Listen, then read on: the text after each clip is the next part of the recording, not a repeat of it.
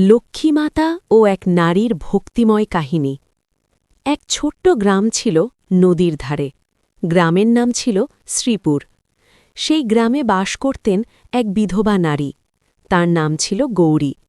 স্বামী অল্প বয়সেই পরলোক গমন করেছিলেন, রেখে গিয়েছিলেন একটি ছোট্ট মেয়ে আর অসহায় সংসার।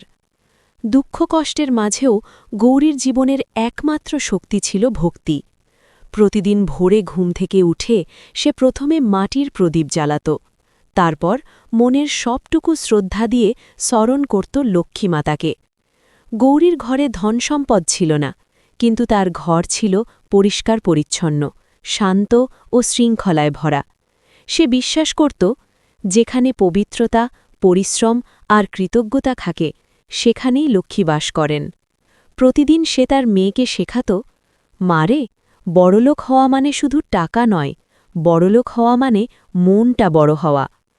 এক বছর গ্রামে ভয়ানক দুর্ভিক্ষ দেখা দিল। ফসল নষ্ট হল, নদীর জল শুকিয়ে গেল। গ্রামের অনেকেই অন্য জায়গায় চলে গেল কাজের খোঁজে। গৌরীর সামান্য সঞ্চয়ও শেষ হয়ে এল। একদিন বাড়িতে চাল নেই, নুন নেই, শুধু এক মুঠো আটা। মেয়েটা কাঁদতে কাঁদতে বলল, মা, আজ কি আমরা না খেয়েই থাকব?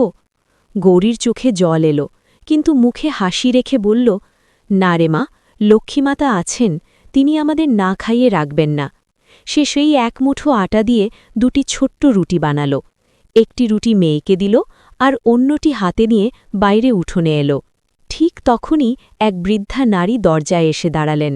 তার কাপড় ছেঁড়া, চোখে ক্ষুধার ছাপ। তিনি কাপা কণ্ঠে বললেন, মা, দুমুঠো খাবার পেলে প্রাণ বাঁচে। গৌরীর বুকের ভেতর কেঁপে উঠল। তার নিজের তো আর কিছু নেই, তবু সে এক মুহূর্তও ভাবল না। নিজের ভাগের রুটিটি সেই বৃদ্ধার হাতে দিয়ে বলল, মা, এইটুকুই আছে, আপনি খেয়ে নিন। বৃদ্ধা অবাক হয়ে তাকালেন, বললেন, তুমি তো নিজেই গরিব, তবু আমায় দিচ্ছ? গৌরী মাথা নত করে বলল, মা, আপনি না খেলে আমার খাওয়া বৃথা। লক্ষ্মীমাতা শিখিয়েছেন, দানে যে ত্যাগ আছে, সেখানেই তার আনন্দ। বৃদ্ধা হাসলেন। সেই হাসিতে যেন অদ্ভুত এক আলো ফুটে উঠল। হঠাৎ গৌরী দেখল, বৃদ্ধার দেহ থেকে ঝরে পড়ছে জীর্ণ কাপড়। তার জায়গায় উজ্জ্বল সোনালি আলো। চোখের পলকে তিনি রূপ নিলেন দেবী মূর্তিতে। 4 হাতে পদ্ম, মুখে করুণ হাসি। গৌরী ভয়ে কাঁপতে কাঁপতে মাটিতে লুটিয়ে পড়ল। মা, আপনি?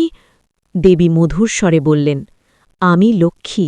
তোমার ঘরের পবিত্রতা, তোমার মনের দয়া, তোমার ত্যাগ সব আমি দেখেছি।